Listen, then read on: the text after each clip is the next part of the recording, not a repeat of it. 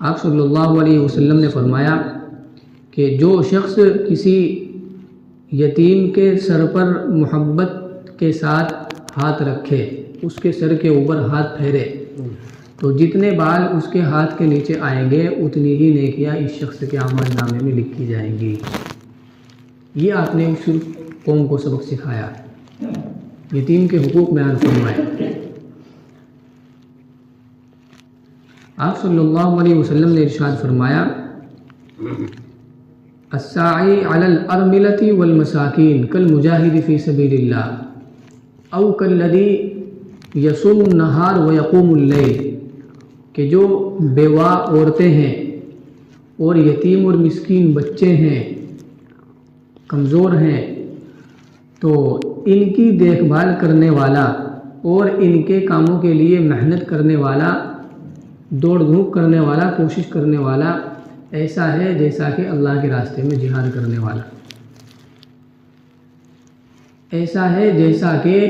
دن میں روزہ رکھنے والا اور رات بھر کھڑے ہو کر نماز پڑھنے والا۔ تو اتنی بڑی فضیلت آپ صلی اللہ علیہ وسلم نے بیان فرمائی۔ ایک حدیث میں آپ صلی اللہ علیہ وسلم نے فرمایا کہ جو شخص کسی یتیم کی، بچے کی یا بچی کی پرورش کرے، ان کو اپنی تربیت میں لے، ان کی کفالت کرے، ان کے اخراجات برداشت کرے اور ان کے ساتھ اچھا سلوک کرے، تو وہ شخص اور میں جنت میں اس طرح ہوں گے۔ آپ نے دونوں یہ اپنی انگلیاں ملائی اور یہ بیان فرمانا مقصود ہے کہ جس طرح ان دونوں انگلیوں میں بالکل ذرا سا فاصلہ ہے، تو ایسا ہی اس میں اور میرے میں جنت کے اندر ہوگا، یعنی بالکل ہم قریب قریب ہوں گے۔ اتنی بڑی فضیلت آپ نے بیان فرمائی۔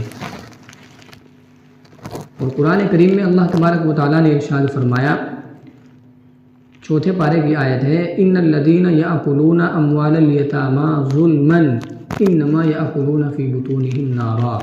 وسیصلون سعیرا، کہ جو لوگ یتیموں کا مال کھاتے ہیں ناحق، ظلماً، ڈنڈی مار کے، ان کو دھوکہ دے کے، ان کے ساتھ چال بازی اور مکاری کر کے، تو ٹھیک ہے یہ ان کی ہوشیاری ہے دنیا میں، لیکن حقیقت میں انما یاکلون فی بطونہم نارا، وہ اپنے پیٹوں میں آگ کھا رہے ہیں، آگ بھر رہے ہیں۔ وَسَيَصْلَوْنَ سَعِيرًا، اور جلد ہی ان قریب جو ہے وہ دوزخ میں جائیں گے یہ ایسے لوگ۔